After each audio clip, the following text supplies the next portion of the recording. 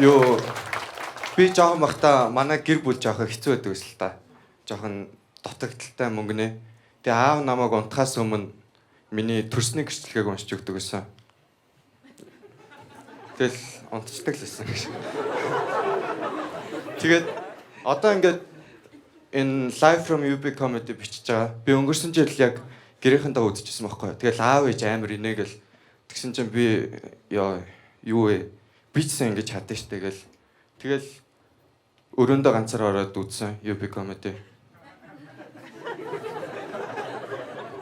Тэгээд ингээд би найзаасаа асуусан байхгүй. Нэг цагийн дараа ингээд дэлхийс хүрвэл чи яах вэ гэсэн чинь сексин гэсэн. Тэгээд би асуусан л та үлдсэн 59-т нь юу их юм? Юу ингээд дахианы толгойг тасдахад 4 минут гүйж чаддсан байл л дээ. Одоо яг Монголын эдийн засаг тийм юм хийж байгаа.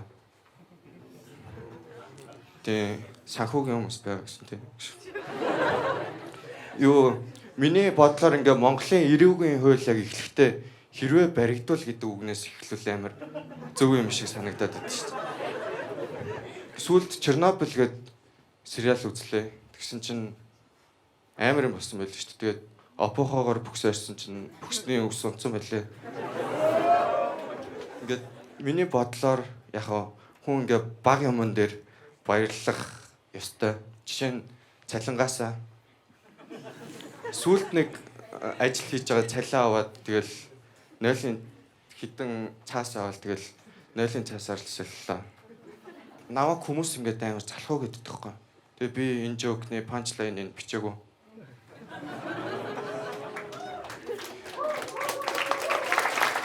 Баярлалаа. Би ер нь бол ингээл хүссэн юмаа хүссэн үедээ иддэг аав ээж зөвшөөрчвөл.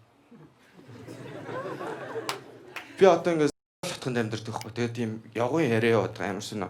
Ингээд нэг юм галзуу хүн ингээд өглөө нэг ингээд годомжуудын ингээд ширтэл байгаад байна ингээд. Тэгээд би болохоор амар гайхаад байгаа байхгүй. Би өглөө болгон босоод ингээд тэр хүнийг хайгаал ингээд хараад ерөөсөө таахгүй. Амар сонио.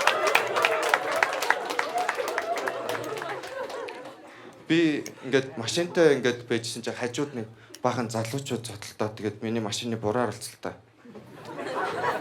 Тэгээд би дахиад залуучууд зодтолтыг хүлээсэн.